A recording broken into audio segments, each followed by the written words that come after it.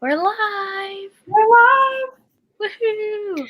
Hello. Hello. This is the live show for I mine somewhere. Here it is. Woohoo! It's safe to say I believe all three of us loved it. So yes. kind of like a gush fest. I know. I'm so excited that we all liked for once. Yes, we all loved it. Yeah. I mean, there's been others, but we've all liked, but I don't know. Did everyone give it 5 stars? Did we all? I did. I think I did. God, that's such a first. I think I did. This is the first book we've all given 5 stars to. Woohoo! It was so good. And I was really worried because there's been so much hype that I don't know, sometimes it's a little scary whether it's gonna, live up to that hype or whatever.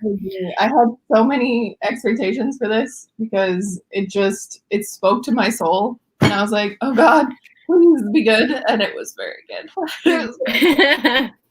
Yes, I agree. Well, do we want to do our currently reading in highs and lows? Hell yeah. I gotta find mine, but yes. Who wants to go first? I guess I'll go first. Go for it. Well, I am currently reading many books as always, but the 2 that are next to me, I started When the Sky Fell on Splendor by Emily Henry, who wrote Beach Read. I started this Monday, and then I started this about 10 minutes ago when I was waiting for my food, The Library of the Unwritten. This is for a video that I'm doing, which is exciting. High and lows. High, I hit 500 subscribers. Woohoo! NaNoWriMo is doing incredibly well, which is awesome. Camp Nano's doing the most for me right now. It's amazing. A low?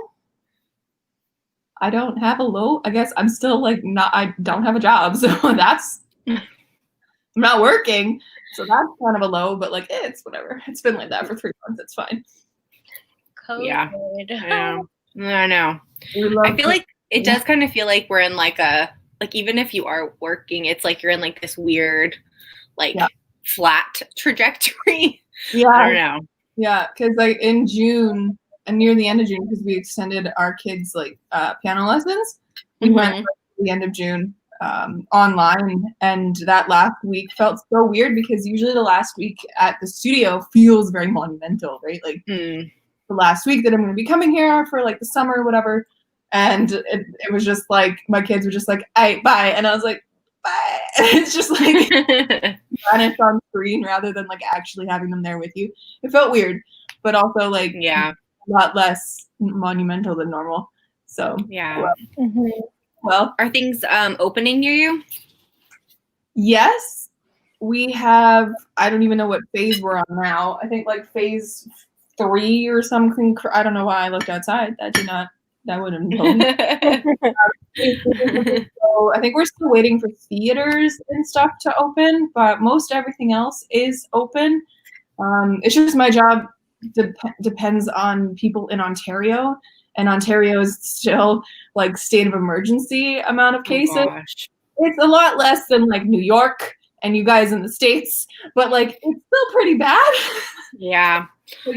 Our sales reps in Ontario aren't back at work completely. So once they're back, then we can start getting back because they're the people who make us money to pay us. So yeah. It's a whole domino effect. I know. A lot of people I feel are in the same boat. So hopefully we're all hoping it gets back soon. Fingers crossed. Manitoba's been great. I think I don't even know if we've had any new cases today. Well, good. It's been bad here. I think for both of us, right, Averie? Because Texas has been pretty bad too. That's okay. But did you say you were in Florida right now? Girl, are you alive? Because good, right? Yeah. Oh yeah. I mean, I'm in North Florida, so it's not as bad, but it's still not good. I'm still watching where I'm going and mostly staying home. Yeah. I don't go there, so. Yeah, better to be safe than sorry. Yeah. But yeah, I guess I'll go next. So I guess for a high, I mean, I was happy to be able to come down and see my family. So that was good because I was kind of like back and forth, but I was glad I was able to, and I've got some like fun like sun in. I mean, I didn't really go anywhere, but just like it's nice to get some, summertime weather in, get some cool down. Oh, it's very warm, very warm. But that's going well, so that's good. And I don't know, low, I guess just kind of the same. Nothing's really like a low. It's just like obviously with everything starting up in the fall, like nobody knows what's going on. So I feel like that's been I feel like we're all in the same boat with that though. Even if you're not in the school or anything, it's still most everybody is related to school in some way. Like you have a kid or you're in it or something. So that's just been a little like stressful because nobody knows anything. And I think that's going back to class in the fall. They are still figuring it out. Like, I think we're supposed to have they're know for sure in like next week, I think. God. So, I think we're planning to go back in the fall to school, but universities aren't. They're doing it online. They decided that like a month ago. I know, for university people, but I know here it's kind of split. Like, some universities I think are going back and some aren't. They're going online. I don't know. What about you, Averie? For my university, when I signed up for all my fall classes, all of them were in person. 2 of them have already been moved to online because right now it just depends on the professor, I think, and how the professor is feeling so far. But who knows? It might all get moved to online. Who knows? Yeah. Yeah. After like they're trying to keep the classes that are usually bigger online because like I know our university probably is not nearly as much as the ones in the States, but some like science lectures are so packed that there's like kids sitting in the middle of the aisle. Yeah. Especially because there's just no room to sit, which is a fire hazard. There's like over 300 kids in a lecture. And then like the English classes that I was in, we like max have like 35 kids in a classroom, which is still tight because they put us in smaller classrooms anyways. Yeah. So they're keeping those mostly online. And I think my friend, she said she's like her girlfriend is in the arts programs at like the fine arts stuff. So she's like the fine arts classes are in person because there's like 8 of us. So I'm just like, that makes sense. That's funny. Apart and be fine. So right. But yeah, so that then professors because if my professors had a choice to go online, all of them would say no because they hate it and they can't do technology. So more of a university choosing for them. Yeah. But yeah, so that's kind of what's going on. Nothing too crazy. But when I'm reading one thing at the moment. I'm not spoiler alert by Olivia Dade. I'm still reading this. Yeah, it's really cute so far. I know, I really liked it. I was kind of like everything. The cover. I love this cover. Like, just take a gander. It's in black and white. It's from my paper white, but it's like yes. And I love it because it's like like it's great when they have like plus size or however you want to say it, curvy. Everyone has an opinion on that word. But when they have representation in a book, but half the time it then doesn't get put on the cover, like even if it's in the book. So I was really happy that this one had what I felt was, yes, Chloe Brown had one. I loved Chloe's cover too. So yeah, it's really super cute so far. I'm like halfway through it. I'm kind of reading it slow, but I feel like that's just because I'm really liking it and I don't like want it to stop. You know what I mean? Mm-hmm. So yeah, that's what I'm reading right now. Awesome. My low is just, I think, like the weather. Like the weather is absolutely horrible. Like it's basically 100 degrees every day, 100% humidity every single day. It's disgusting. It is disgusting. Like it's like gross. I don't know how hot it is out here. I think it was 28 today high, but that's Celsius. So let me convert that shit. American feel better. I like that. What is it? 82. Oh my God, I wish. And that's like, I die when I stand outside at 82. Oh, you would not survive in Texas. No. And Texas, you guys have humidity too, right? Oh, 100% humidity. Yeah, we're us too. And it's just like breathing in water, and it's not good. When you take one step outside, your body is covered in sweat. Yeah, it's not pleasant. My dad had a friend in Florida once, and she sorry, Mom, my dad, a hot second. When she would live in she lived in Florida, and she would go to sleep at 8 every night and get up at like 3 a.m. because the hours between 3 and 7 were the coolest. So she could take her dogs for walks and like actually do stuff outside, and then she just shut herself in her house from that point until 8 o'clock. I'm just like, that's not even like, that's not good. I mean, temperature-wise, it's smart. I don't think I've gotten to that point yet, but I've never tried that before. I don't know, the nights were pretty muggy too, so. Right? And then my high is that, I don't know, we found a stray kitten and he's been living on our porch. And so he's really, really cute. So cute. He's gray, but he's like skin and bones, so we've been feeding him.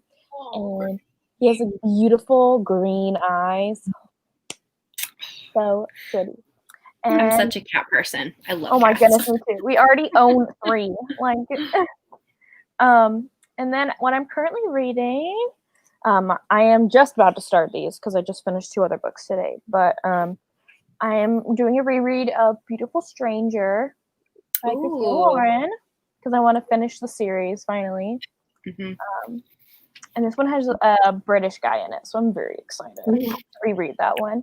And then I wanted to start this one tonight, which is Signs of Attraction by Laura Brown. Apparently this has death rep in it. And it's romance. Oh, I've never heard of that one. I'm really intrigued. Yeah. Let us know what you think. Yes. Is that the movie cover? Or is that just the cover? Oh, it's just the cover. Because it looks like a guy, like it looks like an actor. He's really pretty. He is really pretty. I don't say anything about a movie. It's an Avon book, so. Okay, really? I really haven't heard of that. I wonder if it's like newer. Interesting. I don't know, I got off Amazon. Desi from like Instagram. Desi recommended it. Or she saw it and told me that I had rep in it. So awesome. Cool beans. Okay. We're gonna talk about this book now. Woo. Be treat. Be treat. Okay.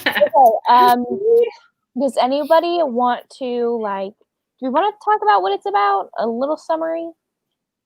Sure. I mean, I feel like most people have like an idea, but sure. Yeah. You can summarize it. So this is like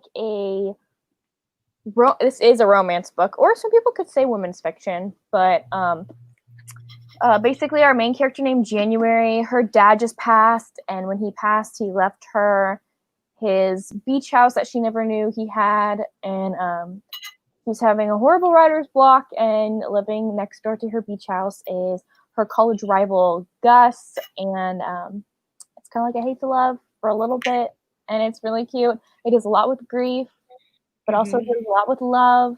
So yeah. I really enjoyed the aspect of because the whole thing on the back is that the A story or the hook of this book is that these 2 authors who write completely different genres, like Gus writes literary fiction and she writes women's fic, but she writes super dark shit with terrible endings, and she's like happy ending butterflies, pretty romance, and so and just the hook of this thing is that they enter into a competition. So whoever can write a book in the other's genre by the end of summer and sell it faster wins or whatever. So this makes them have to come into contact with each other all the time.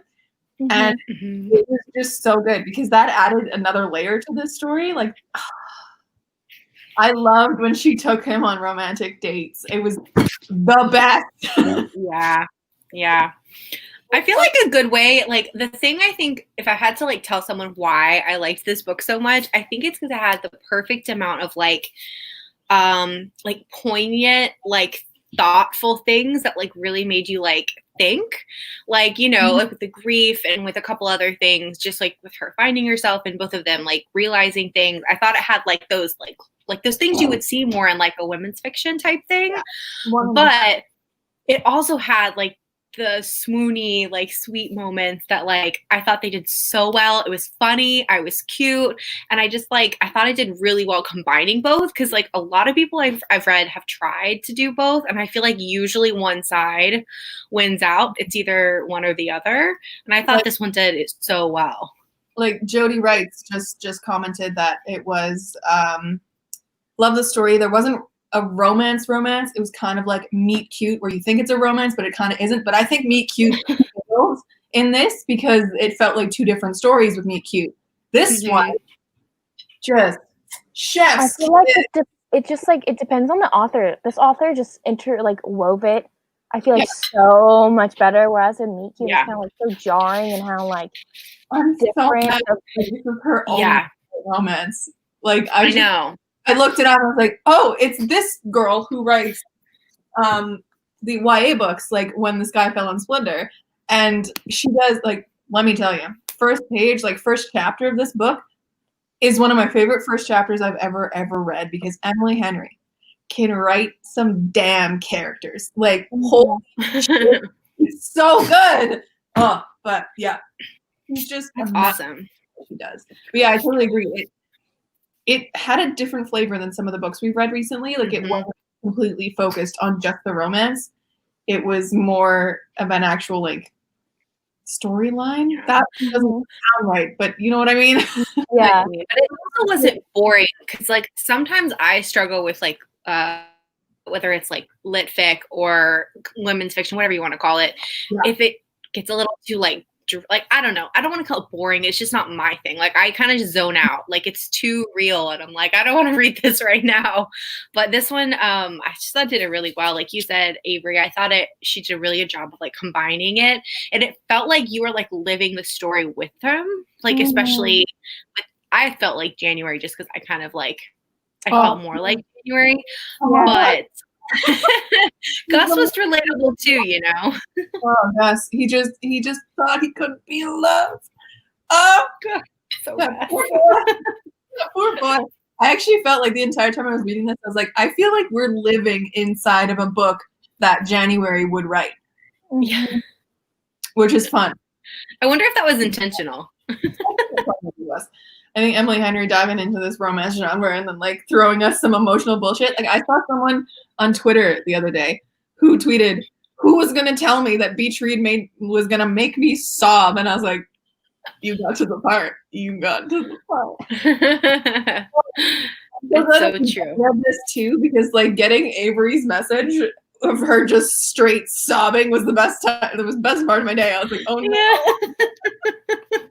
I know. I was like a little behind her too, like a little bit, and then so I saw that and I was like, oh gosh, I'm gonna have to get there next. The last like 50 pages like wrecked me. Oh my gosh. Yeah. Oh, totally. And then I read it like 3 days later. I was like, here we go. And I was like, me be the one person who cries at everything to not cry at this book, because I thought it was going to be more just like January kind of dealing with stuff and like meeting her like dad's mistress, and like it was just going to be one of those things. And then we got fucking letters. Those letters. Oh my gosh.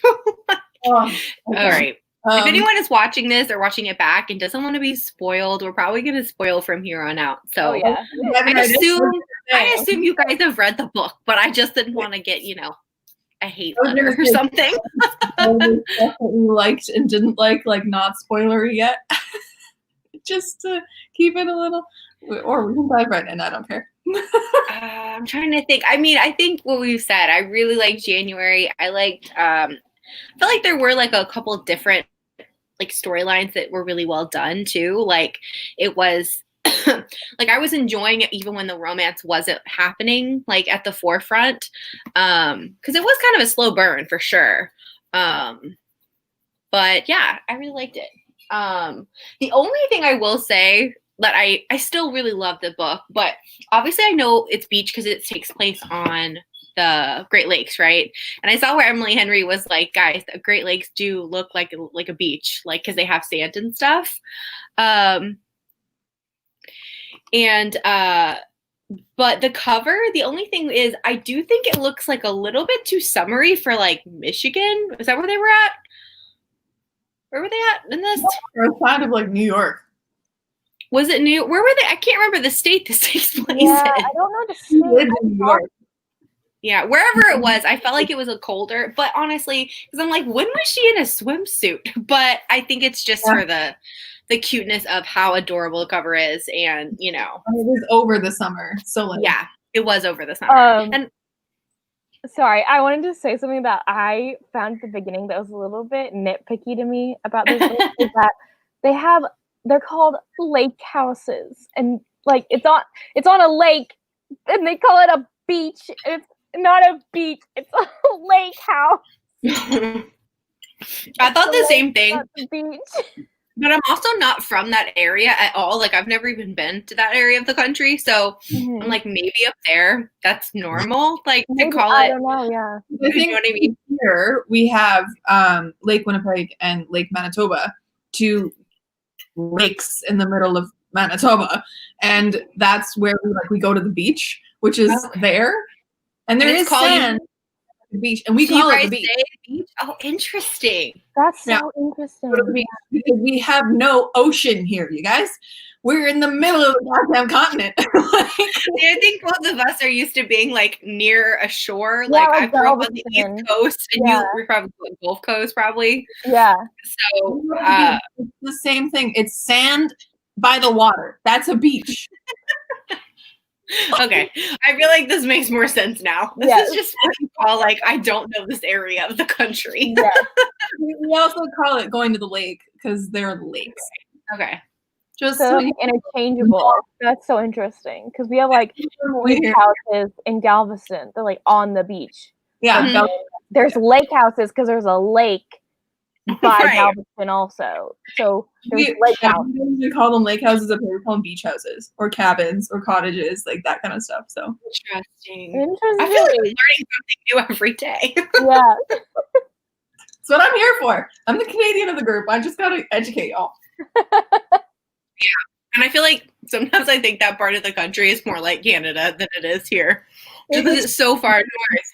Because it's colder. They have, I wasn't going to say winters like ours, but it's closer to ours because nobody has winters like us because we were colder than Mars over Christmas. That is disconcerting. Yeah, you go outside, if you're not covered properly, you could die. And I don't even want to know what it's like up north here, like in California and Nunavut and all those places. I don't want to know because it's cold enough here. I mean, like we were colder for Christmas 2 years ago than any other place in the entire world. We were colder than Antarctica. So like, oh my gosh. I feel like you need penguins. Like if it's going to be that cold, you need to like get some penguins or something. Yeah. Polar bears. I mean, polar bears up in Churchill, but like other than that. Awesome. Yeah. Does anyone else have anything non-spoilery they want to say? Like thinking about it now, I think that I wanted more out of her best friend. Like I wanted it to be more of a character, even though she was like never even in the book. I wanted to see more of her and more of her, her mom. Yeah. Because other than Gus and January, the only characters we got were Gus's aunt and her wife. Mm-hmm. And even then, we didn't really get them a whole lot. Like we got Pete more than anything else, but it was really heavily focused on January and Gus, and that's it. Mm-hmm. But I like knowing what knowing what Emily Henry can do with characters, I wanted a little bit more rounded out. And maybe her next romance is going to be about the best friend, because that would be incredible. Yeah. I almost wish it would be, just because I agree. Like, I almost felt like she was setting it up, like, because we were getting so much at the beginning about the friend, and then it kind of like, cause I kept thinking she was going to show up and be there more often, but so maybe the next one is about her, and she didn't want to like give too much of it away, you know, in this book. Maybe. Because she had all those guys' troubles, and she was pretty hilarious with her, like, how they named the guys. I want her book just so I can see her interact with guys, because she's got that like fall hard, fall fast kind of vibe, but then like chooses the wrong guy. I want to read a romance like that. We haven't read a romance like that. Where I feel like I kind of avoid, because I am not that person at all, and so I feel like I think I respect them, but also I have time and like empathizing, because I'm like, that just doesn't happen to me. Yeah. So I would be cool to read about it though, for sure. How about you, Averie? I just loved January. Like, I related to her like so hard. Like, there were points in this book where like that beach scene. I mean, I don't want to spoil stuff, but that beach scene with her at the beach by herself, like, I never felt like so seen. Even like, I don't know. I just felt I loved it. I loved January so much. And that scene was palpable. Oh my God. I was sitting there. I was like, oh my God, I feel so seen. I think it's wild that all of us were like, January is us, which is so weird. Like, she's just like the most relatable character. Yeah, but I've also been like, I've watched some or read some reviews of people that I'm following, and they're like, January was so freaking annoying. I couldn't stand her. And I was like, really? Really? Yeah. Those are huge people. What was their reasoning? They just found her really annoying. I don't remember why, but I mean, I do think January is kind of a character that is a little bit like stuck in her head. Like, she's a writer, you know what I mean? Like, she processes things that way, and she kind of, you know what I mean? Like, she's someone who's working things out like that way, slowly, maybe. Like, she has to like talk to herself to like figure it out. You know, a lot of whereas that when you like ask about like in the book, and I'm like, how you show internal conflict? Are you okay?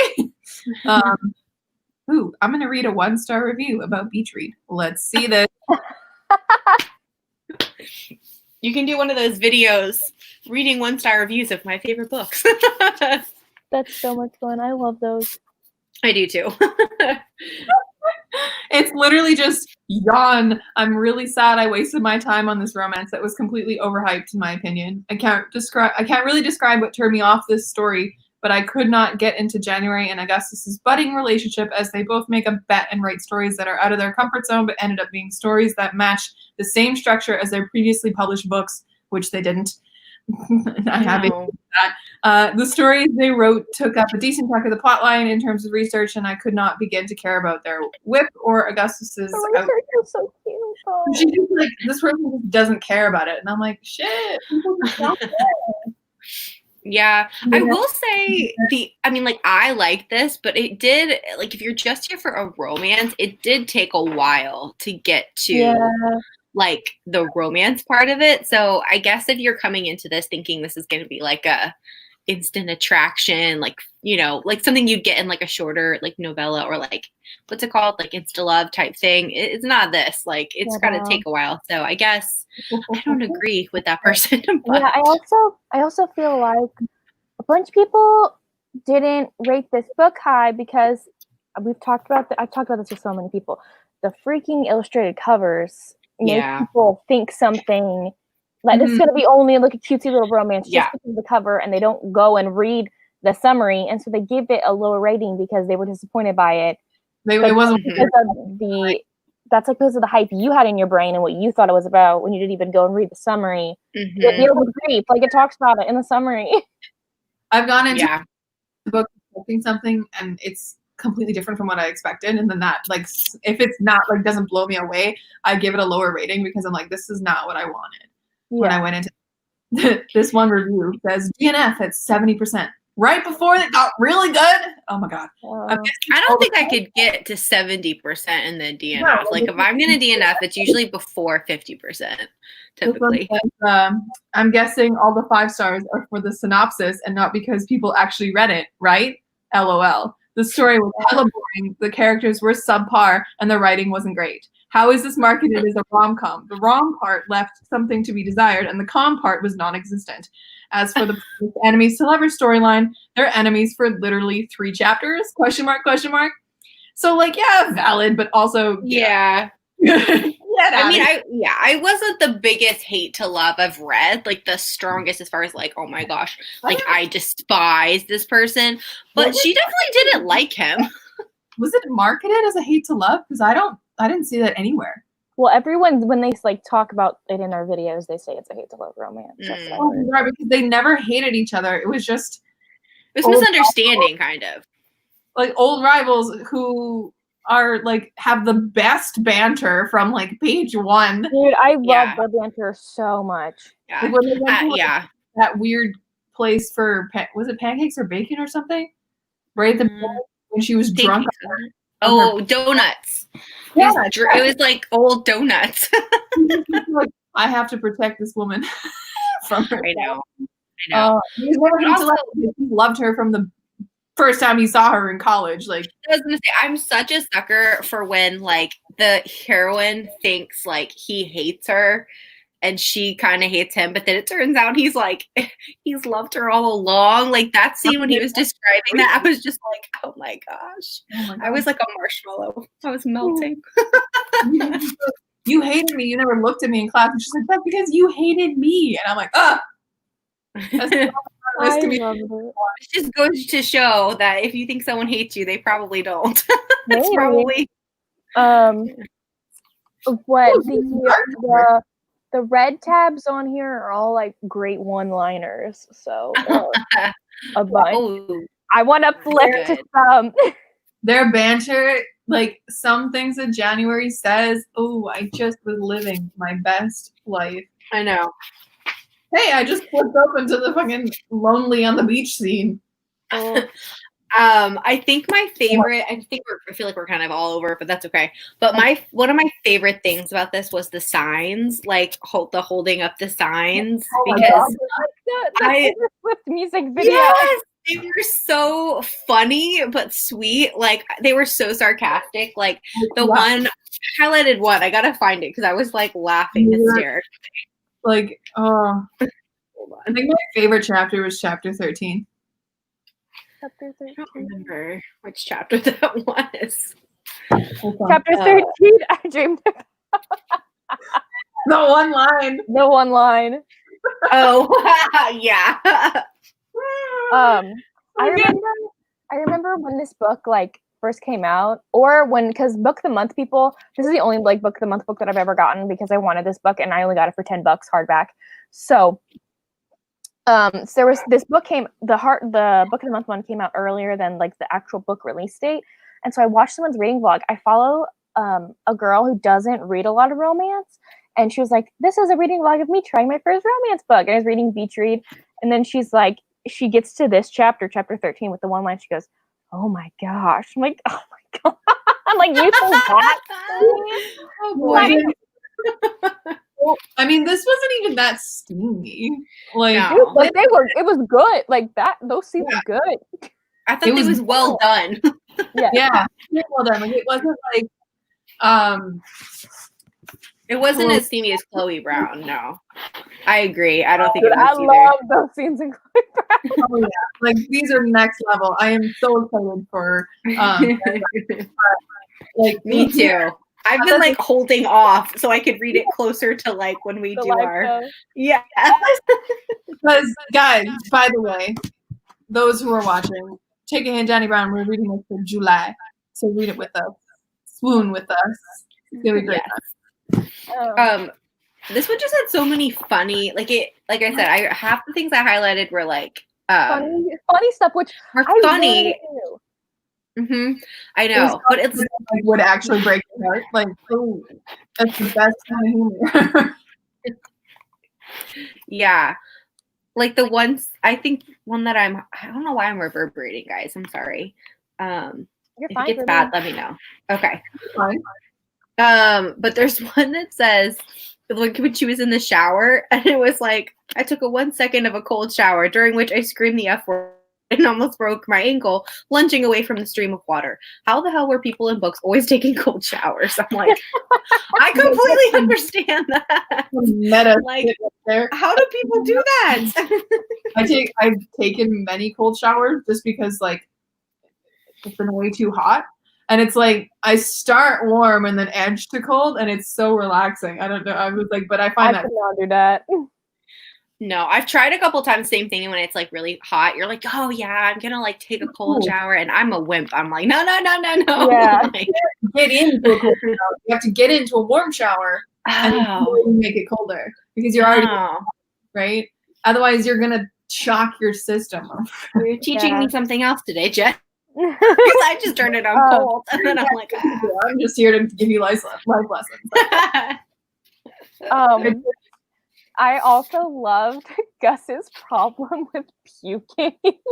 Oh, yeah, okay. One of the scenes I highlighted is it's on like page 153.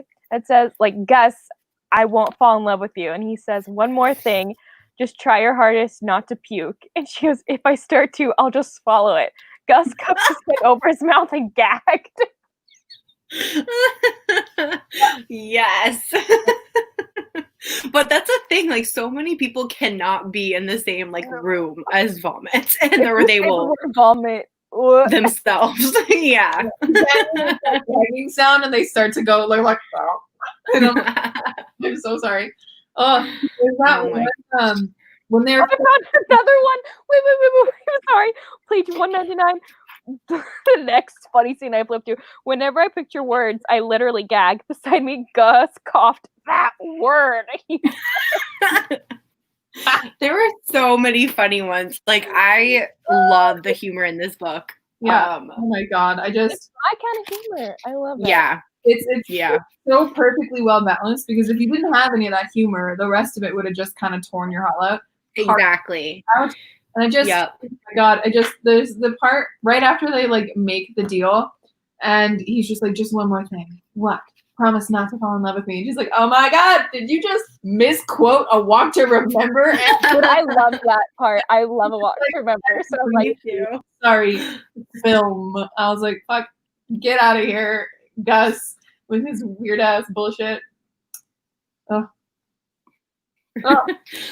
There were so many. The signs, though, I love them. So I highlighted a few of the funniest ones. I think my favorite was when she was being really chipper, and he was giving her like, pessimistic ones back.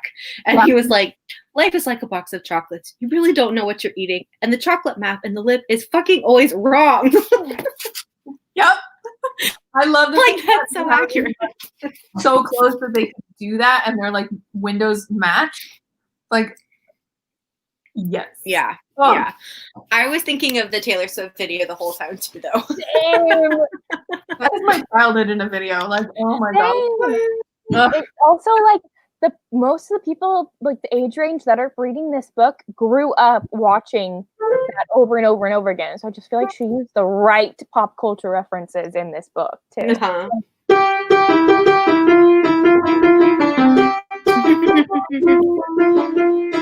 I was having a piano right next to you. Good job, Jen. What I do for a living. Good job. Yeah, I love that. What color are you painting your nails, Averie? Dark blue. Dark blue. I gotta do my nails. My nails are so long. Yeah. I have to paint them like once a week because I rip the nail polish off. See, I really like dark colors, but then it chips so fast that it annoys me, and then I end up wanting to take it off. Yep. So yeah, I do. Like, I have a staple color that I usually do. That's like in the winter, it's gold because it just makes me look fancy. Yeah, and it's also this one, but like gold usually has a shimmer to it. So like, yeah, I like that one too. I love that. Are those the Sally Hansen ones? Yeah, I normally do this one, but I feel like I wanted to change. I've used this one for the past like month, so Yeah, no, I like the dark blue. It's pretty. Sorry, that was a tangent. I was just like, ooh, I want to know what color that is. It's a dark blue. It's another Sally Hansen. Yeah, this one's really good. Mm-hmm. Does anyone have like a favorite scene they want to talk about? I don't know that. Or a least favorite scene, but that's gonna be more difficult to come up with. Favorite scene when they're line dancing in the bar. Oh yeah. It's just in my head, I can just see every romantic comedy that scene. Yeah. It's just like a modern version of like the Pride and Prejudice ball scene. Like everybody needs to put their shit in a white country bar. Give me that. Okay. Shania Twain on the radio or the inner fucking speakers, and shit goes down. Even at a wedding. Like, whenever I'm at a wedding or a wedding social, which is the thing we have here, it's like a party right before the wedding that like raises money for the wedding. Oh. It's a thing we do in Mountain.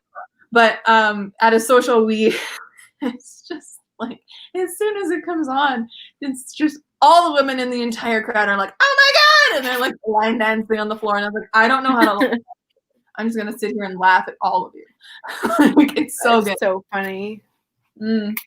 I'm trying to like pick a favorite scene because I really should have thought about this ahead of time. There's also now I don't know. At the drive-in. The drive-in. Oh my gosh! And then the security person came up. I was like, "This is a family place." I'm like, "Are you sure it's a family place? You're running a 6-hour stream of like rom-coms here. Like, what do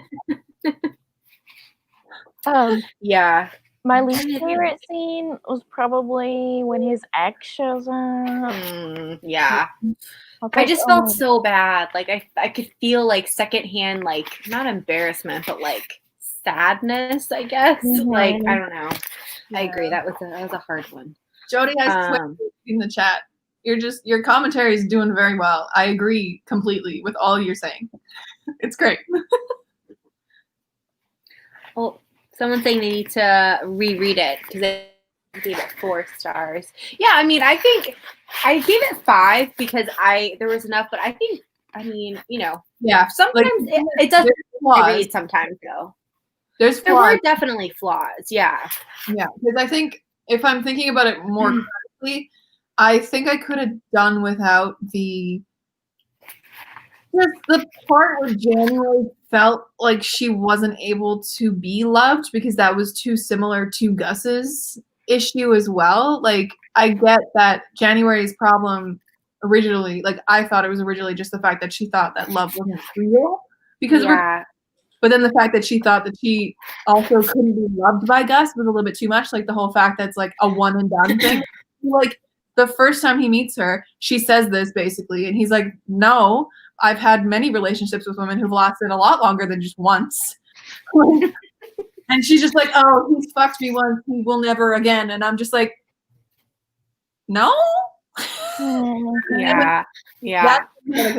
But it was really similar to him. I figured out what my least favorite scene is. Well, it's kind of like a scene. It's like a section of the book, I guess. And it's when like after the girlfriend comes, when he just like disappears for like a couple of days. I love Gus, but I'm kind of like, dude, get it together. Like, you couldn't just message like something that was wrong. Like, you should have done something. Yeah. I mean, earlier in the book too, hey, he just vanished. Yeah. Yeah. He didn't explain what he meant either. I mean, I do kind of feel like that's true with like guys versus girls. Those guys are oblivious and girls read into everything. So, I mean, internalize that shit. Right. It's kind of accurate, but also as women sitting here. Where did he go? He lives in this house. Like, he has nowhere else to go. At the beginning, when he left, it was because he was meeting with his divorce lawyer. Mm-hmm. That's why. Right. He went into the city. Right. Yeah. I was like, to go. He should just be there for her. Yeah, he's like completely oblivious. So is she though, because like he is so in love with her, and she's just like, he's done me once, he'll never do me again, and I have to get over it. And I'm like, yeah. Do you see the way he looks at you? Yeah. No. Yeah, I agree. That was a little. And it's like, I don't know, maybe it's a situation where like on the outside we're saying that, but it's hard to take your own advice type of thing, but still. Maybe. I think like a favorite line though, and I can't find it because I thought I had highlighted it. And I can't remember it exactly, but it's the one where she says she said it's I think him earlier in the book, and then he said like during his like declaration when he was like something about like I'm so thankful for your like sleeping next to you or something, or like you're awake, like you're alive or something. Well, what's the line? Someone find it. He said shakily, "I feel overwhelmed that you exist." That's it. That you exist. Because didn't that like earlier in the book or something? Like that's what love is. That was her explanation for why like she was pretty okay with her 6-year boyfriend breaking up with her because it was right. Like she said that like when you're in love with somebody, you're supposed to like feel really overwhelmed when you watch them sleep, right? Like yeah. Like when I watched him sleep, nothing, and then he brought it back at the end. I was like, ah. I know. I love that because for her, that's so like even more emotional. I feel like because she said that to him and he like listened and like projected it back. It's good. It's I know. I don't know. What do you guys think of the? I mean, like with the boyfriend. Like obviously, he wasn't in the book. He was like an ex, but like I ask.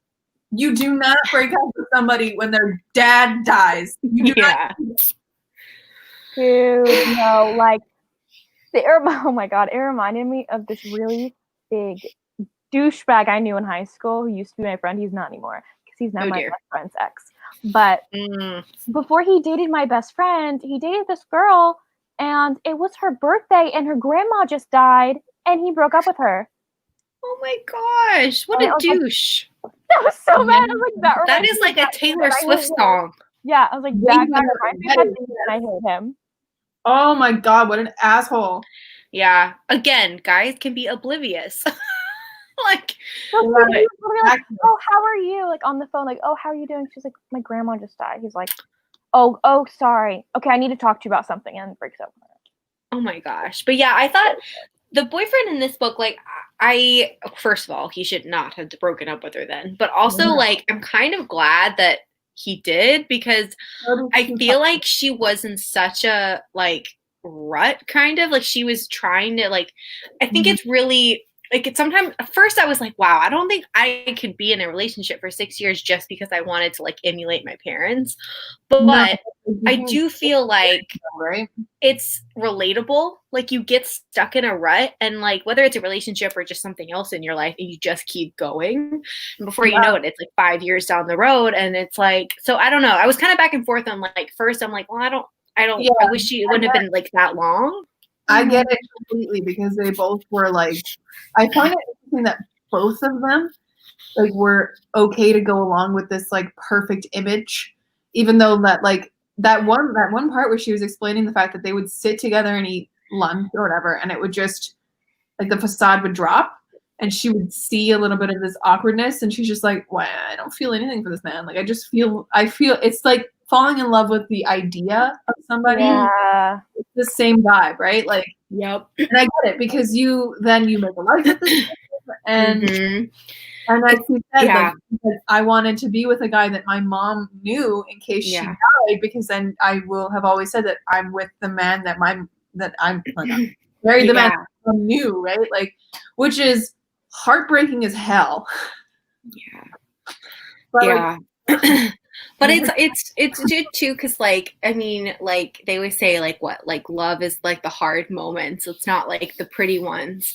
And I think that was what I think she finally figured out. But like, I get that, like, you want the, like, honeymoon period to go on. That's basically what they had, you know what I mean? They had like the good parts forever, but then when anything like hard happened, it was like, you should want to go to that person. You shouldn't always want to, you know, not have them see you, especially after 5 or 6 years. Like, it's one thing if it's like 1 year, you know. You've changed, and she's just like, this is how I've been the whole time. Have you just not seen me? It's one of those things. Yeah. But I thought that was also like the fact that we're like talking about it means like it was done well, because it made you like think about it. You know what I mean? Mm-hmm. Yeah, it was well done, because it's one of those things that people get into relationships that they think are good for them.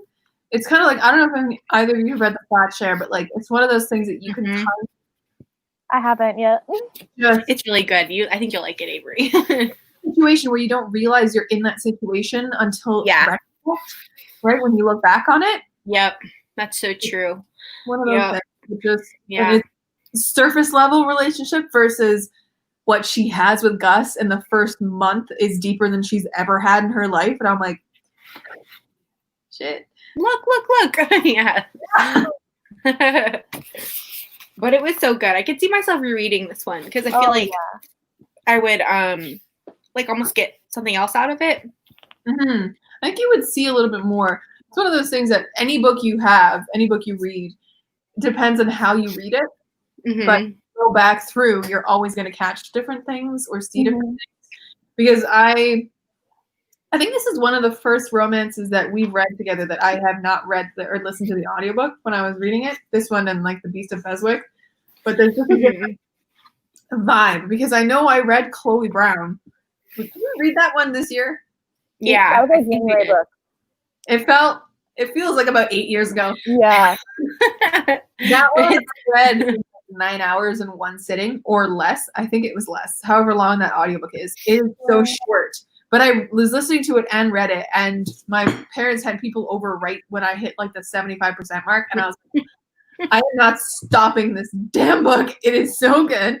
And I just power read it, and I think there's a difference. And that's why I'm going to read one of those. Jody, like the Switch. Beth O'Leary's next book comes out in August. Oh, cool! I didn't realize it came out so soon. That's awesome. It's already out in the UK. I don't know why the frick we haven't had it because the North American rates were pushed back because of COVID because it was supposed to come out earlier this year. But do you guys in Canada? Do you guys get them when the UK get them, Jen, or do you get them when they say? We get like the UK covers occasionally, but I think we're more aligned with the US now because it just makes more sense for publishing and stuff.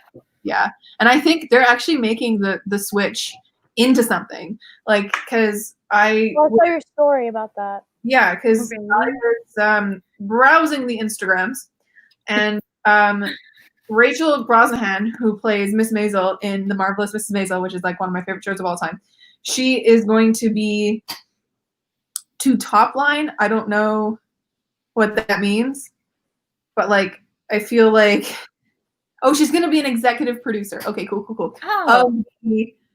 I think it's a movie. They don't specify. But like she's also going to be an author. I think she's going to be the lead of it as well. She's going to be a producer and the lead of The Switch with Beth O'Leary. I'm so excited about that. Cool. That's awesome. But yeah, I saw that today, which is exciting. I'm always a little like, not that I think it's me bad, but it's always interesting when the like movie or like TV rights are already sold before the book comes out. Yeah. Like, I don't know. I guess that's a good thing. That means they must send it out or get access to it before readers do. Because, I think, who was it? Tomi Adeyemi with Children of Blood and Bone. Mm-hmm. Her like $1 million book deal was bought up by Disney and the people who did Black Panther before it was actually released. Okay. So the publishers, once they have the rights to it, they also put it up for like auction. I've read so many things about this, and the publishing world is so freaking baffling to me. But it's something where like people can auction it before it actually becomes a thing, and you can auction it afterwards, and you can buy the rights to it, but sometimes it'll never become anything. Like looking for Alaska on that desk for like years before it became anything. Yeah. There are so many like that. And Abundance of Captains by John Green was the rights were bought like literally right when he published it, like 2008. The worst. Why? No, don't do that. No. Judy was saying, Zachary Weber narrates a Happily Ever After playlist. Yeah. I loved that book, but I didn't listen to it. Zachary Weber is a great narrator, though. He's great, but I didn't listen to that one. I actually read that one, but it was really good. And then she said Crave by Tracy Wolff was picked up by Universal. Oh, really? I actually really liked that book. I can see that being a good one. That one's like been compared to Twilight, right? Because of the cover? Same vibe? Yeah. I feel like I just got... really big nostalgia for Twilight. Like, it takes place at a boarding school, so it's a different like setting, but it's like a paranormal boarding school. Diaries? Not Vampire Diaries. What's the fucking Vampire Academy? That one. Yeah, like I feel like it's almost like if you took like a Twilight and Vampire Academy and like smushed them together and takes place in Alaska. That sounds exactly like there was. Oh God. I will say, like, I was a little worried that I wouldn't like it because it was too similar, but I really did enjoy it. Like, it was just like a good, like, you know, like the good old days of reading about like a paranormal and like, you know what's going to happen, but like, you don't care. It's kind of like that. Problematic than Twilight? Less problematic than Twilight? Because Twilight is very problematic. I mean, the relationship was less problematic. That's good. But I mean, I also like Twilight. So I like Twilight. So. I mean, I totally can see where, as I'm older, they're coming. Like, you guys, I get what, like, the problems are. Oh yeah. But the most toxic. Yeah. And I liked the main character. That book is rampant. Not good.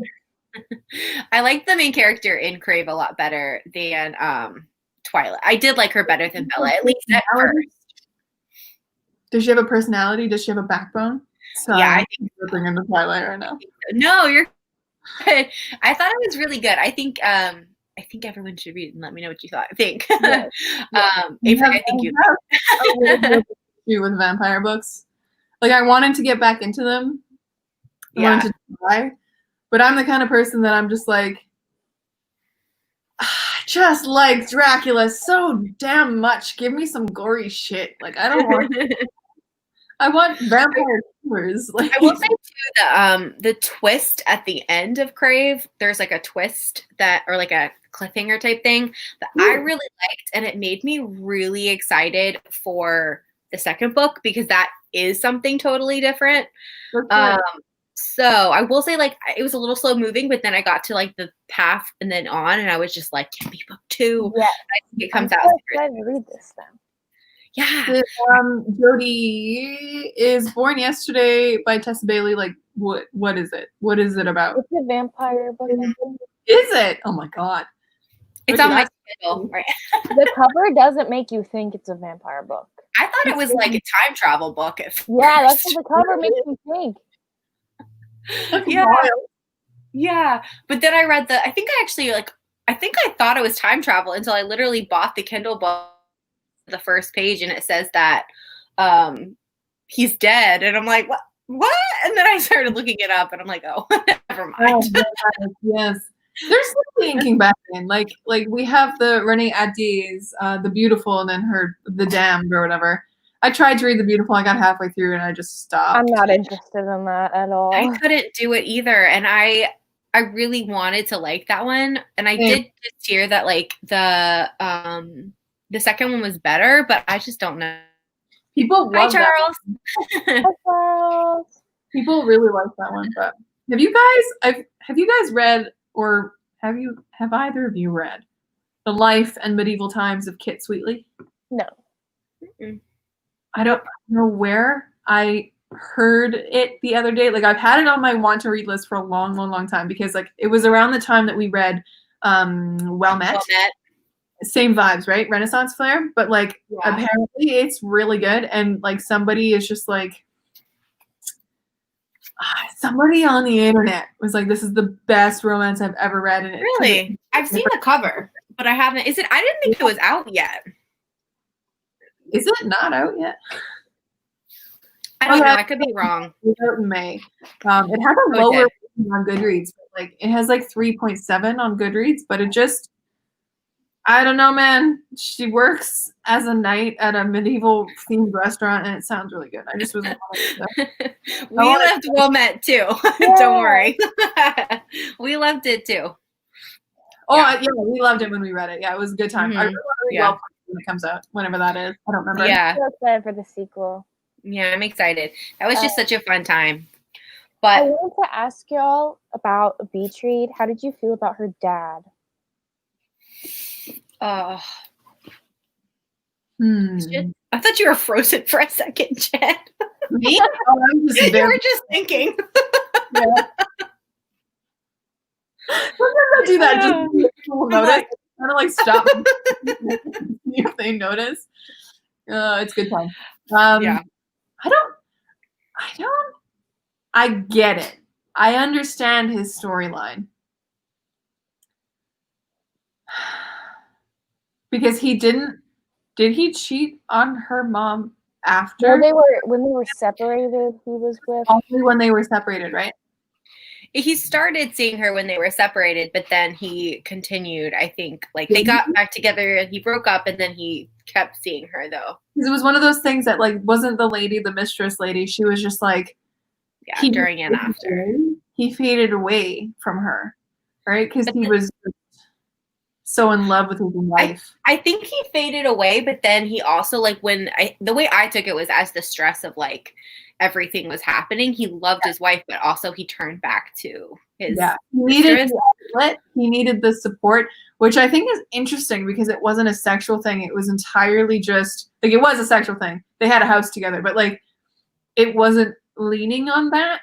It was more of a emotional support, and I think that's because they don't talk about anybody else supporting this family during this time, right? It's just them as, like, a family unit.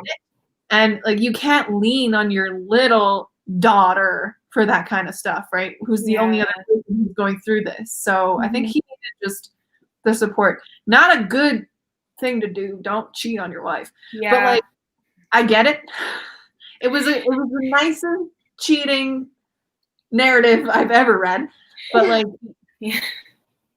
It was interesting because I feel like I had really mixed emotions about the dad because during most of the book, like, and I think this is kind of the way it was maybe supposed to happen, at least the way I took it, was you hate this guy, right? Like, you're kind of like, she has mixed feelings because she doesn't want to hate someone who's dead. But then, yeah, I mean, that's a hard thing to do because they're gone. And then when I got to those letters, though, I feel like as soon as I read those, I started, like, cracking, and I'm like, okay, like, I totally get, like, I understood him more. And so I still don't think he made good choices. I still think he made the wrong choice. Because it wasn't even like they just saw each other occasionally. Like, the dude had a house. Like, we're talking, like, serious level here. But that he wanted to bring January there, but never did. That was weird to me. Like, I get the idea, maybe but that's still weird. He was kind of planning for the future if his wife died. Yeah. Because, like, I get it. Like, when you're a dad or when you're a mom or whatever, you kind of do everything with your kids in mind. Yeah. And if you buy a place on the beach, you kind of see your daughter running up and down the sand like it's a thing. So, like, I get it, but also that's kind of weird when your wife is still alive. Like, you don't bring your child into that affair. Like, don't do it. Yeah. I just felt that comes out in September. Oh, Jody. I also just feel really bad almost for the mistress. Did anybody else? Like, didn't she have, like, another guy too? Yeah. That we really did she get married to him? No, she's married now. But there was another guy in there that she just, like, he was perfect for me, blah blah blah. But then, like, your dad came back and I had to go back to him. I'm like, girl. Like, I don't even want to know how it feels to be on the side of the mistress in a situation. Yeah. Right. I felt like, like, I really empathized in a way with her just because, like, it makes you think of the other side. You know what I mean? I thought that was well done because normally you would really just villainize this person. And I think in the beginning, January definitely does. Oh, yeah. I But think she does, like, though. Like, she just refuses. Yeah. Does not want she to. does. I get it. For sure. But I think the reader, I don't know. I kind of was like, okay, like, I get why January can't, but I mean, it was her high school, like, boyfriend. It was, like, her first everything. And then it was like, I could see how that emotional attachment would still be there, you know? Oh, yeah. And it's just one of those things, like, it felt like so Playboy Mansion-esque at the beginning with, like, the mom using to talk about it. And it's just like the mistress shows up at the fucking funeral and, like, ruins everything. Like, I'm like, oh, this is gonna be spicy, but it wasn't. so emotional at the end, and then like that was the reason why she got the letters. Did she like the freaking boat, man? The boat. That was so, I know. Oh. Yeah, what do you think, Averie? Last half of the book ruined me. Oh, it ruined me too. Yeah. I don't know. I, at the beginning, was like thinking like, oh, maybe there's going to be a twist and her dad didn't actually cheat on this woman. What if they're just friends and blah, blah, blah. No. That's the romance reader in us. Yeah.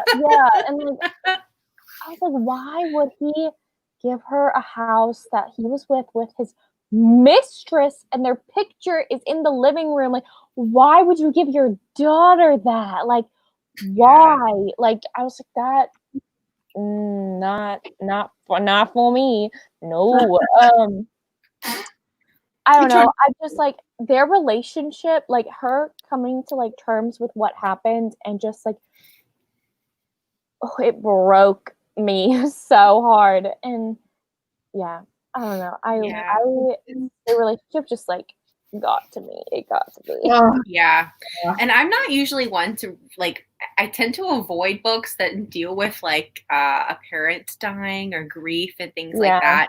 I mean, it's not like I'm against it or anything. I just typically don't seek them out.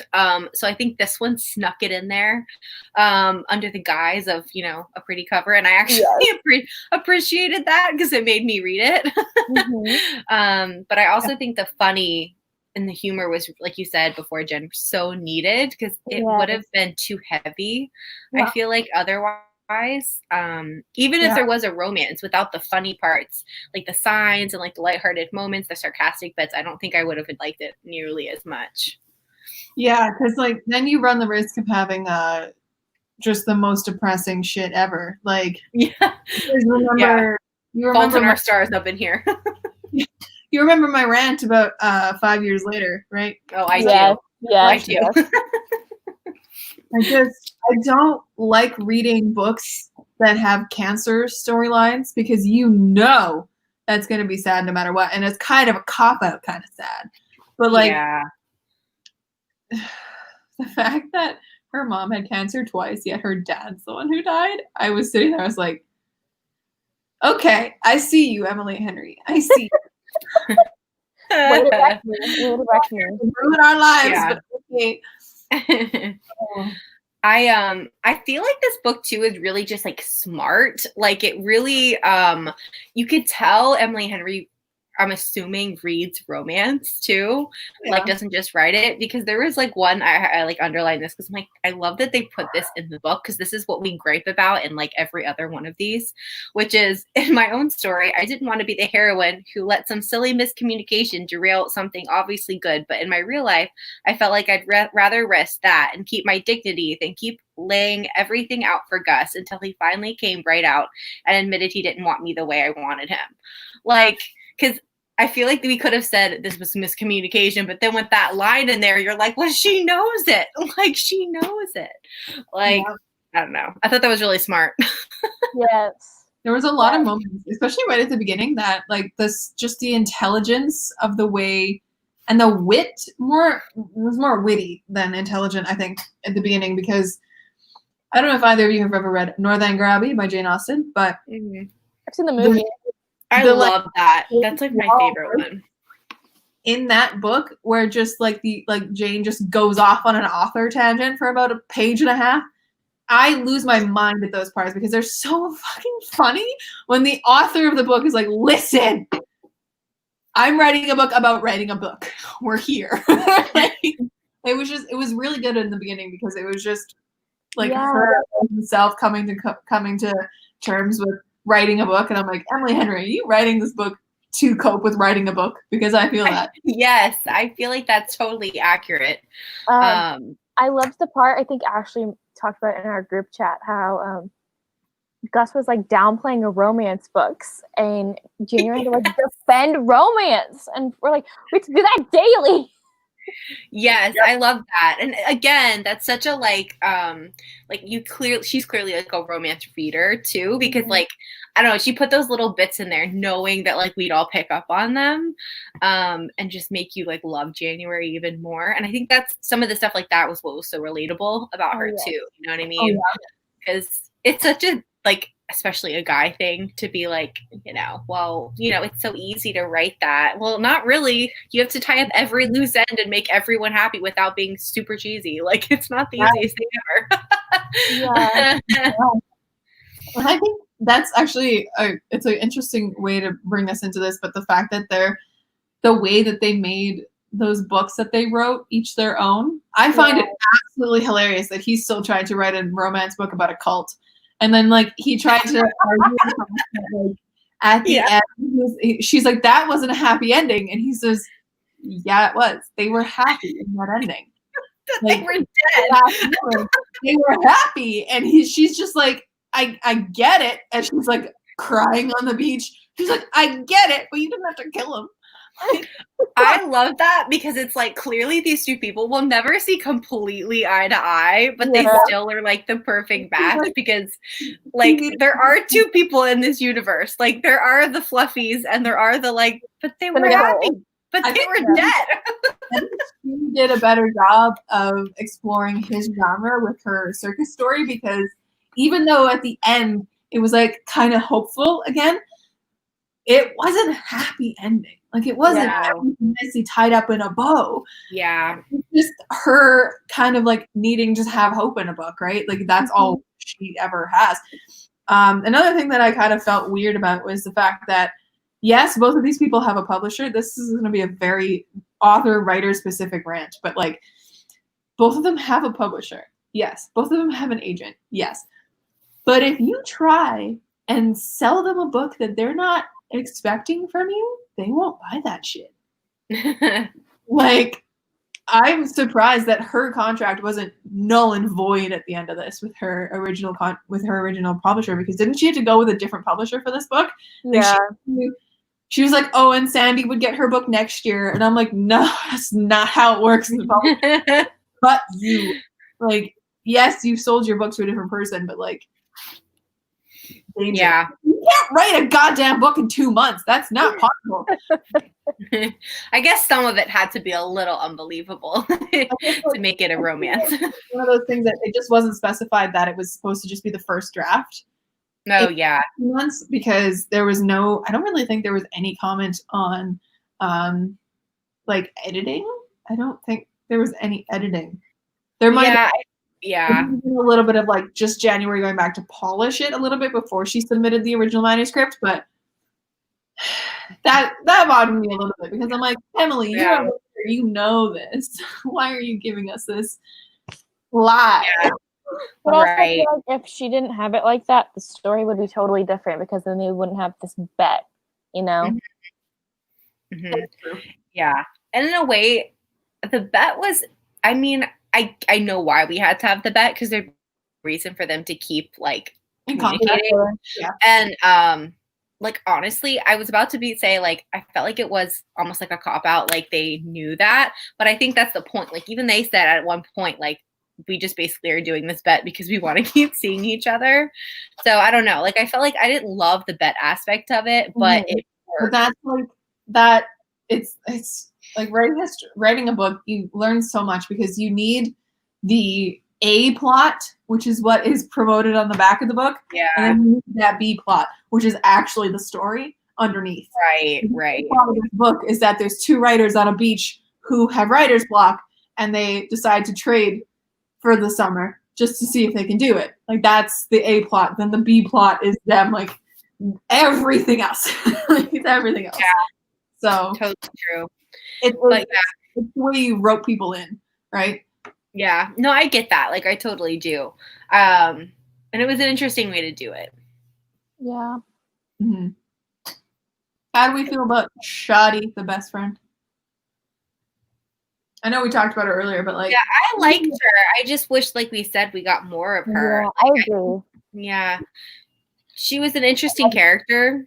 I thought she was well, like you could tell exactly who she was. She was well, like described. Even though we saw nothing of her, it was I just wish we had more of her. So like I said before, I'm hoping we get maybe a book or something about her.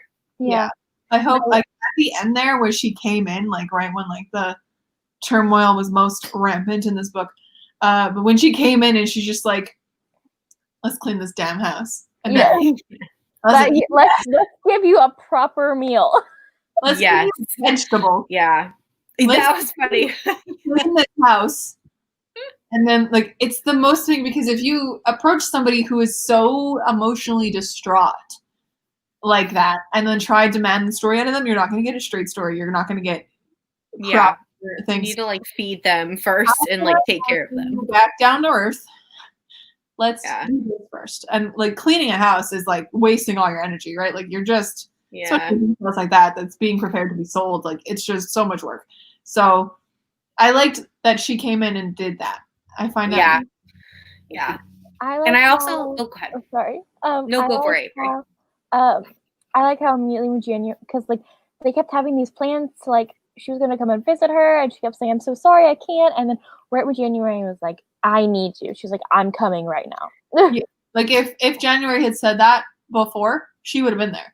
Oh, yeah, that's what I was gonna say too. Like that's a good friend, and that's what I like too. Like I got the feeling right when she was in love with Haunted Hat and having all that bullshit with him. I had the feeling that I was like, this seems like a pretty flighty friend. But then as soon as it was like January was like, well, it's fine. It gives me more time with Gus. And I'm like, that's kind of cute. And then after that, she was like, I need you. And she was there within 3 hours. Like that's like she didn't even take off work. She was like, fuck it, I'm there. Like, I didn't even ask why. She didn't even ask why. Yes, I like that because she's like, I think she knows her best friend and knows if she says like, I need you, she actually needs her. So yeah, I think I agree though. I think she's an interesting character because she does have those moments where you think she's kind of like whimsical and flighty, and then clearly she's like, no, we're getting down to business, like no bullshit around here. Yes. So I don't know, she's had some interesting like parts of her. I'd love to see more. So yeah. Hopefully that's what her next romance book is about. Or I hope so. I just hope she writes more romance period. Yes, I'd love to read another romance book by her. I remember there was something in the back of my copy, and I was hoping it was like an author interview because sometimes that's a thing. Oh, and it's just a reader's guide. Oh, false. It's fine. Because usually, like, if there's like an interview at the back of the book, like there's questions and answers that the author does, and a lot of times if it's a romance book, it'll be like, oh, like, are we gonna get to see any more of these characters? And they're like, yeah, that's like my next book plan, or like Talia Hibbert already released the fact that in 2021 we're getting the youngest sister's narrative, and I'm so her name's Eve. I think it's Grow Up Eve Brown, right? Or something. Yeah, I think so. Like that. Yeah, I'm excited. I love when there's a plan and I know what to expect with like other books. I'm so excited to see Chloe in Red. Me too. Oh, it's so Although I'm gonna have to get some sticky tabs because I think I'm gonna borrow my friend's book just because we've been trading. I think I told you guys we were like trading books. Yeah. And she will most likely kill me if I write in her book. So I'm gonna invest in some like tabs or something. My poor Chloe Brown book is kind of warped. Like the spine is, where is it? Is like sideways because I read it really, like fiercefully. I was like, oh my god. Do you bend your covers back, Jen?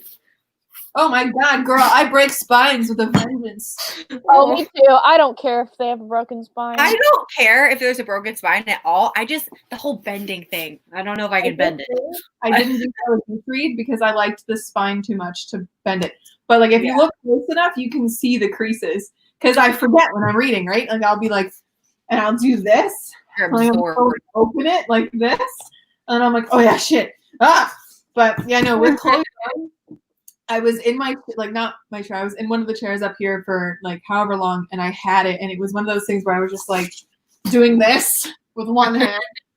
So like, yeah, that's the thing. I like to read with one hand, and I can't do that with like holding two pages open. Got big meat hands, and I've now got the skill where I can turn a page with one hand now. Oh, that is a skill in life, Jen. This is what happens when you play piano for 18 years. Your fingers are very flexible. Yeah, I cannot do that. My fingers are not that flexible. No, I have chubby thumbs, so that won't happen. I have tiny, like, small hands. I But also was really good at thumb war when I was little. I always lost that. Really long thumbs. So like when my mom and I would play, because it was only ever my mom and me, which is kind of sad, but it's fun. I just would like, I got fingers, so it works for turning pages.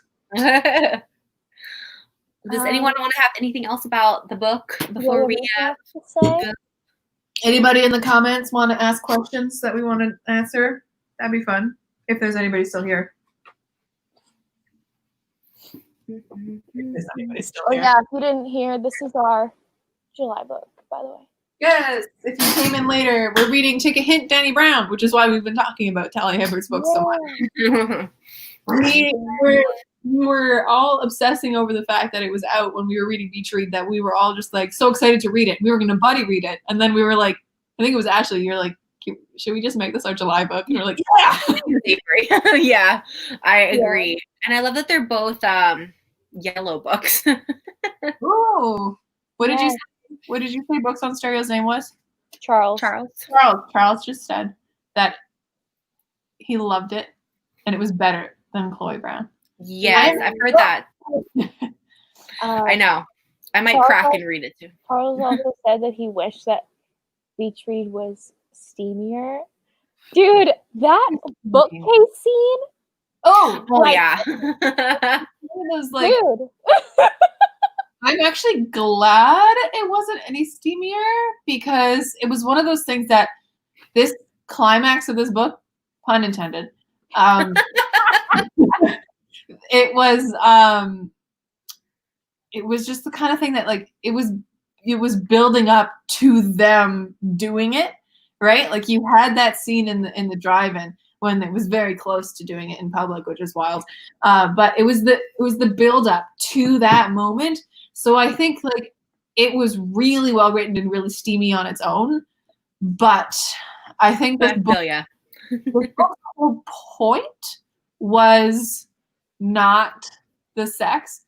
And I have an issue. I actually talked about this with my friends the other day, because one of my friends was reading one of Octavia Butler's books, like one of her sci-fi ones that she wrote a long, long time ago. And she said it was really interesting.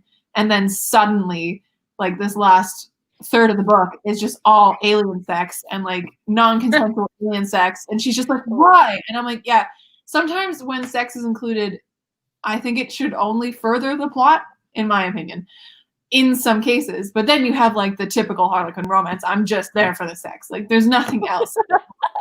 Right? So I think it just depends. Yeah, for sure. It depends on the book. But yeah. That Christina Lauren series you're reading, that's the really steamy one, right? Series.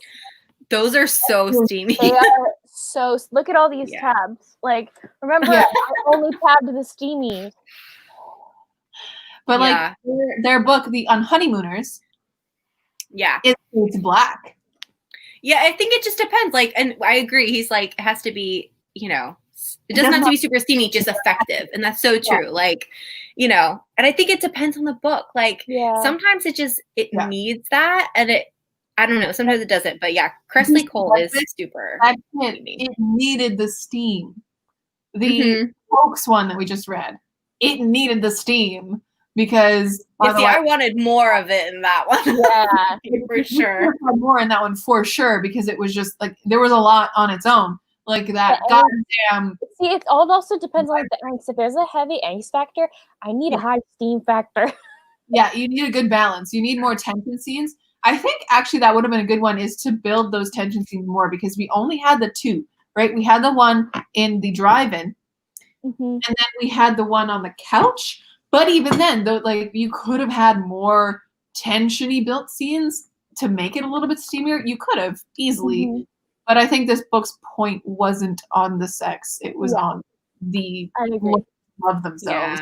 Yeah. I mean, to me, it wouldn't have hurt to make it a little steamier, but it wasn't. I don't think it was needed to make it more steamier. But I can see where Charles is coming from, because we love the steamy part. Yes. Slow burn.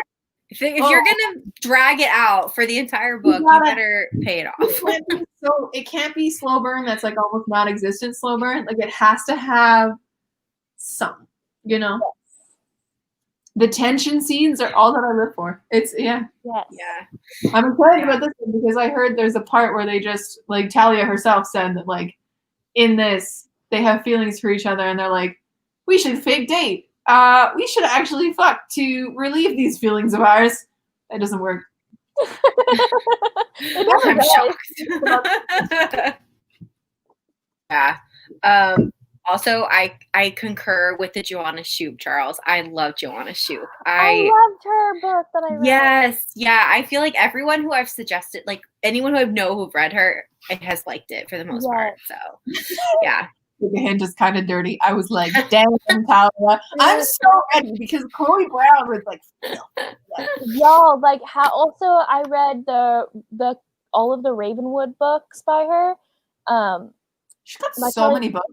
That series is so good though because I love her books because they're so diverse and she loves to put in disability rep or illness rep in it. And the third book in the series, the girl has my chronic illness in it. Didn't know going in, and it was so good. And it was so steamy. All those books are so steamy. They are so good. I'm so ready because we've had like we did Beast of Beswick, which was historical, which was steamy, but it just had erections on every page. And then we had To Have and To Hold, which was like super childish, but like yeah. And then like we kind of fell flat for us, and then we had this one, which just made us cry. I am so ready for us to just lose our minds for this one. I need the steaminess, and I feel like Talia Hibbert writes like beautiful steamy scenes. Like, I'm so ready to read this entirely on my own. Nobody knows. Yeah, I'm ready. Me like that. Yeah. Have any of you guys read Worst Best Man or The Boyfriend Project? Jody was just mentioning. I have not. I am interested in The Worst Best Man. That sounds kind of interesting, but I'm not that interested in The Boyfriend Project. This sounds a lot like Lauren Lane. Yeah. Sounds a lot like Lauren Lane's series, and I wasn't really that big a fan of those. So The Boyfriend Project, with like the UK-ish cover, right? It's got the two people. Looks like a little bit. It was a book of the month book. It's yeah, that's what I heard too, Charles. That Boyfriend Project was more women's fiction than romance, which is kind of why I wasn't sure if I wanted to read it. I think I'd probably read the Best Man, the Worst Best Man, just because I also haven't read anything by Mia Sosa, so I would like to try something from her. Yeah. So I think I'm getting the Boyfriend Project and Boyfriend Material mixed up in my head. Boyfriend Project. The Boyfriend Material is the one with the finish on the cover. Yeah, that's right. Yeah. Because the Boyfriend Material is the male romance one. Yes. The Boyfriend Project is the people of color. There's people of color on the cover, right? I don't remember. I think maybe. Well, Charles said I would skip it unless you want more Black-centric romance. Yeah, I think there's just a lot of. I mean, I'm not saying it's a bad book or anything. I have not read it, so I don't know. Yeah, Worst Best Man is a romance. The heroine is a bit petty, which turns off some people. Recently, there has been so many more people of color or Black, Indigenous people of color. There we go, BIPOC. Books released. Like there's. I keep seeing it every time I go to the freaking bookstore, and it's oh my god. I mean, I think it's needed, but with hijab on the cover. But so many right now that are all like out, and it's a romance book that has a hijab on the cover. I feel like that. Oh, really? I don't think I've seen that. I would buy that book immediately. Yeah, I've not seen that. I don't remember. There's one that's I see in bookstores that like always catches my eye because it has that like blue and then pink on the cover a little bit. Like it's got that eye-catching combination. When you figure out what that book is, please let us know. It has the Pride and Prejudice retelling. Oh, okay. At last, I thought that was a middle grade book. Aisha at Last. That's what it is. Thank you. Ours isn't blue. The one that we have in the States isn't blue though. Maybe It's like yellow and purple, isn't it? Maybe. I don't know. I don't know. I feel like I got you, Jen. I love Pride and Prejudice retellings. Me too. Yeah, ours doesn't look like that. Let me see if I can find the cover for you. It's interesting when book covers are different because I think they're stuck in your head. Like we all could almost know what book it was just from the cover. But it is similar. Oh, really? Ours is that does not completely different in the States. Yeah. I've never seen that one before. There's another one. Maybe I have it saved. Let me find it. I have not heard of that one, Charles, the other Bennett sister. I'm gonna look for it. The other Bennett sister. It's about Mary. Oh, I would read that. But here in Canada, our hardcovers are $36. So not a fan. No. Speaking of expensive books, like I just have to vent for a second. I do not mind spending money on a book if I really want it, but I really want to read Averie, and because I love the first one, and I went to get it, and I knew it was going to be, they didn't have it at the bookstore, which is fine. I was going to get it off Amazon, and man, that thing is like $25 or $6 for the book. Mariana Zapata book too. Like I want to try and I was Zapata, but every book is like $24. But at least Mariana Zapata is in KU, so you can get it like somewhat cheaper. Yeah. And the Kindle books are cheap. Like this one, for the Averie, the Kindle book is $12.98. And I'm like, so I really want to read it, but I'm currently trying to talk myself into buying it, but then I don't really want to spend $26. Is that the sequel to the Royal We? Yeah. See, I got the Royal We, I think, at Half Price Books for like $2. So maybe look into Half Price Books, maybe. Yeah, I could. I know eventually it'll go on sale, and I'll get it. Oh wait, no, I didn't. I didn't get it Half Price Books. I got it in the free section of the library. Never mind.